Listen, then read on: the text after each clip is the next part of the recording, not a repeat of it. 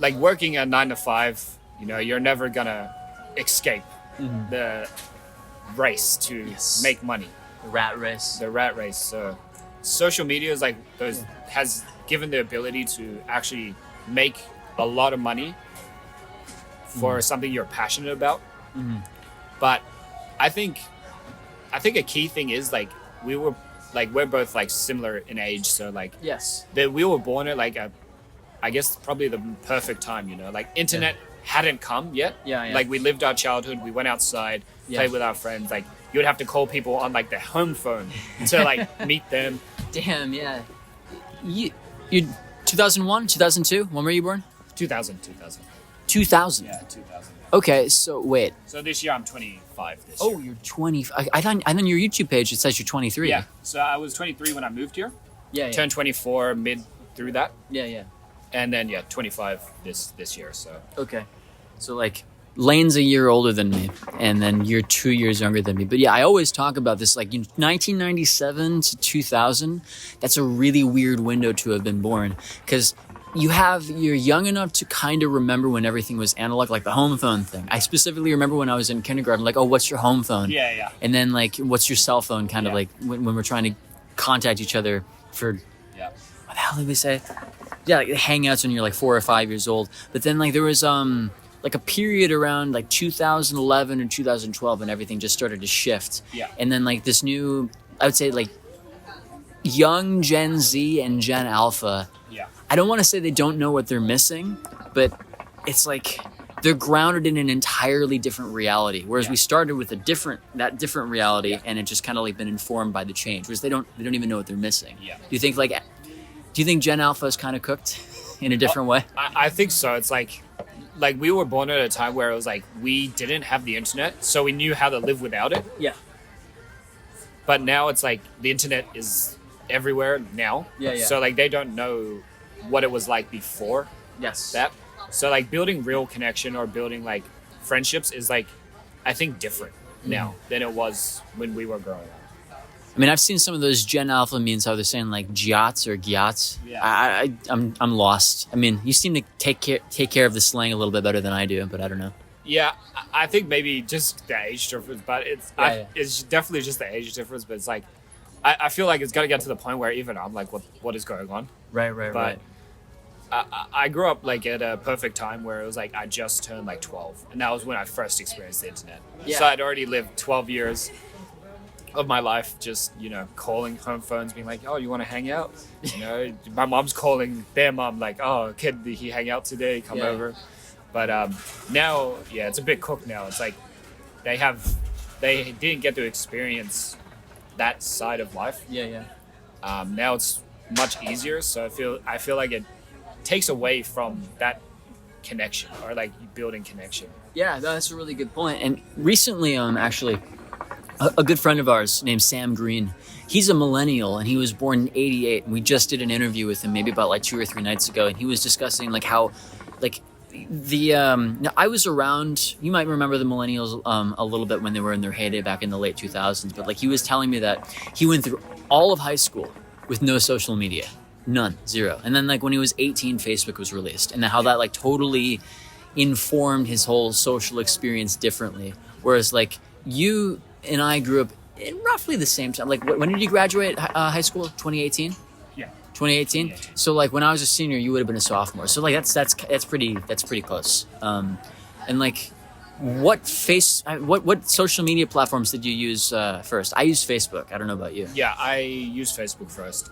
Yeah. I think Facebook was the first I used, and then like Snapchat came, and then Snapchat was very big.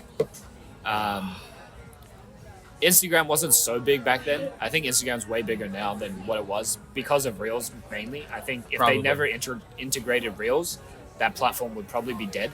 Yeah. But yeah, I think it's shifted away from Facebook now. Like I never use Facebook now. I mean, Facebook is known as like the boomer part of social media at this point. Like nobody ever uses like Facebook. I used to use Facebook to like watch videos, like short videos or like things like that. But now it's like Reels or TikTok is like better. But Oh, I actually, that's a good thing to talk about. So I don't know if this is necessarily a generational difference. The closest thing I watch to Reels is YouTube Shorts, but I don't watch YouTube Shorts because I imagine like you watch one, you slide up, there's another, you slide up, there's another. I've never gotten into that habit because I've been using YouTube since 2006, and I'm so used to the long form content that it's using the shorts just doesn't even really feel like YouTube, like almost like a different app that's been shoehorned onto the platform. And I was wondering, like, how long have you been using YouTube? Have you been there since 2006, 2007? When PewDiePie first started, that's basically when I first started watching YouTube. 2011? Yeah, about roughly 2012-ish. When you started doing like Happy Wheels and all of that. Yeah. I think that's the first like step. But I was also like I wasn't like that like big onto YouTube at that point, but I did watch PewDiePie like religiously. Like every video I would watch, Happy Wheels or Amnesia. That was a classic series. I mean, the game's amazing. But that was at the point where like Minecraft had started, so like I was playing Minecraft a bunch as well. Yeah. And I was like playing Minecraft, and like I actually started a YouTube channel to like post Minecraft. Yeah. When I was like 12 years old, but it was at that point where it was like, Squeak has got like the absolute like blast on like any social media or like online. Yeah. So like it definitely like stopped me from doing like anything like that. But I feel you. It's amazing. Like, I don't know if, again, a lot of this could just because of my personality or geographical differences, but like I never got into Minecraft. The whole Minecraft craze just totally went over my head, and there were people, I think it had to be people like born 3 months younger than me, because Mr. Beast, right? Obviously, I don't want to get into that, but he was born, I think, in like June of 98. I was born in January of 98. And I feel like everybody younger than me is into Minecraft, and everybody older than me doesn't give a shit. And like they're like, I was born right at the cutoff, because I get it. Like it's an open world game, and then you can talk to people. But if I were to choose an open world game, my choice would have probably been WoW. I don't know if you ever played WoW. No, I never actually played WoW. You never played WoW. Now I wasn't super into it or anything, but that would have been my game. Yeah. So I was like wondering what the hell is the appeal to Minecraft? Honestly, I actually started because my friend at the time, like my best friend at the time, started playing it, and he was like, "Oh, this game's so fun! Like, you can do anything." And I was like, it sounds pretty cool. So we would play that like a lot together. But it was also at the time where like COD was getting like super popular, like Black Ops 2, World Modern Warfare 3. Like I was playing those as well. So it was like a different switch, I guess. Like one game I was raging and getting upset.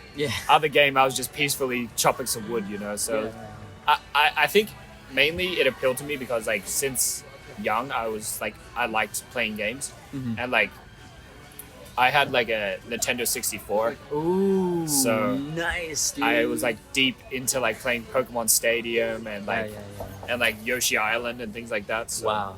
Nintendo 64, huh? You didn't have a GameCube? Never got a GameCube. I went straight from like N64 to PS2, and PS2 I played like I don't even know what I played on PS2, like Spyro and MGS. Yeah, bit of Metal Gear Solid. Things like that. Okay. And then I think my passion for like actually gaming picked up when COD came out. Yeah, PS3 came out. I was playing GTA 4, COD. So GTA 4, huh? Well, like, I always liked video games, but like my dad, for example, was super into retro games. And when I was a kid, he had his NES, his SNES, and N64, Sega Genesis, like lying around the house. And I grew up playing those old games. And I think like as a result of that, my gaming taste is probably more like a millennial than it is a Zoomer. Just because I grew up around like really, really old shit. And then like I had my fair share of PS2, but like right around 2011, 2012, like there was something about video games that are like FPSs got really popular. And I never really... So the thing about video games, man, is it takes so much out of your day. And I started getting this feeling like I like drawing and playing music and all this shit, and I wanted to create shit, and video games started to eat into my creative time. Yeah. So slowly, as much as I enjoyed them as art, I was never able to play them like the same after 2013, 2014. I don't think the same thing happened to you. No, I think I'm always still gonna play games a lot, and like it is a time eater. I guess it's not productive. It's still a great, but it's like I don't know. It's just one of those things that like I feel like for me brings me like peace, like kind of like a form of peace. It's like feels like therapy. To play a game and like scream at someone online, or like or like play a game and like get good. But I met some of like my best friends online as well. Yeah. So like online's like playing games has been like a key part. I was never like sometimes I think like this is like a waste of my time, but then I'm like is it really a waste of time when like you're just relaxing and enjoying some time. Oh, I didn't mean to say that it was a waste of time. That's not what I was. No, I know, but like a lot of people view it like that. You know what I mean? It's like I think the older you get, the more that becomes like a reality. But I think for like if you're not like addicted, you know what I mean? It's not like I used to play like maybe like 5 hours a day, something like that after work. But it wasn't like a time eater for me because it was just something to do to fill my day. But if my friend messaged me to come out, I would go out. I wouldn't choose to play video games over going out. But like if I had nothing else going on, like video games was just I could talk to people, my friends online, play some games, chill out. Well, I made a whole video on my YouTube channel. Like I don't know if you've gone through my catalog. Like I mean, we met on YouTube and I reached out first, so I don't really expect you to have gone through it. But I did make this video called "In Defense of Guys Who Play Video Games," and not everybody agreed with me on what I said because like there is this, those super like alpha male bro-y types who kind of hang out in the red pill part of YouTube, and you're like, yeah, I get it, but like whenever they said video games are a waste of time, I'm like, bro, I'm not having that. I'm not fucking having that. I mean, it depends on the person you are. I feel like if you value certain things, it may be a waste of time. But I think like doing something you enjoy, like no matter what it is, like you could consider anything a waste of time. You know what I mean? Like if you're not going to make money from it, people consider it a waste of time. Like people play instruments, for example. They're never going to be famous, but they play it. You could consider that a waste of time. Ouch. But I'm kidding. But it's like it's the same goes for gaming. It's like you have your things you like to do. Even if it's never going to be something that makes you money, it's just something that's enjoyable. And I don't think people value their like solo time as heavily anymore. I think being on like having social media has definitely like skewed the view on like alone time. Like if you're alone at home, you're a loser. That's like the kind of view it is. But it's like people now can't enjoy just being by themselves. Well, it's like that itch that you get. Like this happens to me all the goddamn time where I'm editing something on my computer and then I want to go to the kitchen to just pour myself like a glass of wine and I'm picking out my phone and it only takes 25 seconds to pour a glass of wine and go right back to my room where I'm watching my computer, but I still reach in my pocket because I need that social stimulation and I have to remind myself like, it's okay. You don't need to watch YouTube right now. You can just exist. And I think a lot of people have forgotten how to do that, including myself. So I think being able to just exist is actually very hard. For a lot of people, it's very hard. I think that's what is like. I think that's what I value most about myself in that aspect. Is like I can enjoy just existing. It's not always like I don't know. It's not always go. For me. So being able to just sit down and enjoy being is I think very hard for some people.